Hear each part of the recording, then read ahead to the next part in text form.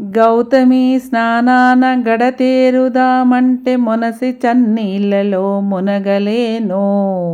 తీర్థయాత్రలచే కృతార్థుడౌదమంటే బడలినే మంబునే నడపలేను. దాన ధర్మముల సద్గతి చెందుదామంటే ఘనముగా నా వద్ద ధనము లేదు. తపమాచరించి సార్థకత నొందుదమంటే నిముషమైన మనసు నిలుపలేను.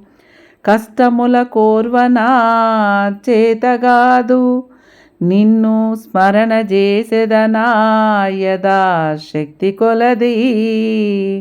భూషణ వికాస శ్రీ ధర్మపుర నివాస దుష్ట సంహార నరసింహ దురిత దూరా.